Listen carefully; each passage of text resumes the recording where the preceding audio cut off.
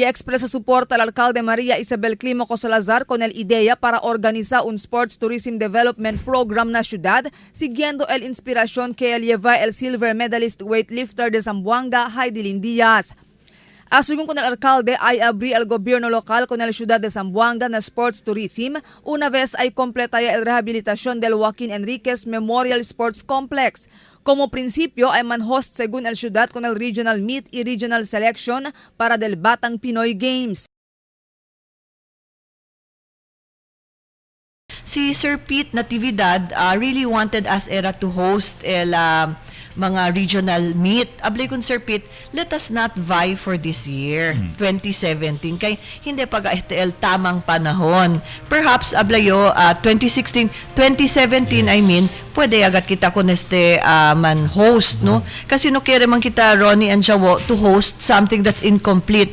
Although we have the Don Pablo Lorenzo, no, as our another venue for our sports facility, but bueno gayot si completos recado siya gat kita. Ay man compliment también según el Sports Tourism Development Program con el Summer Learn to Play a Sports Program que ta conduce el gobierno local cada año. Por medio de este programa, kita puede descubrir el gobierno local mag-atleta tiene potencial desde aquí na ciudad quien puede competir na kompetisyon nacional y internacional. Alegre también el alcalde con el plano del Philippine Sports Commission o PSC para establecer un weightlifting training center aquí na ciudad. De más reciente, confirma también el concejal Albert Bong Atilano kay suporta con este plano mismo el presidente del país, Rodrigo Duterte. Si Atilano también el vicepresidente y chairman technical committee y team manager del Task Force Rio Olympic Games del Philippine Weightlifting Association Incorporated.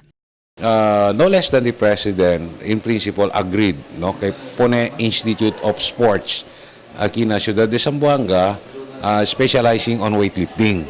Kay Pone sa otro lugar, si bueno to aquí na archery, bueno to na athletics. So aquí ka naton weightlifting. Marifita Mayo, Dateline Zamboanga.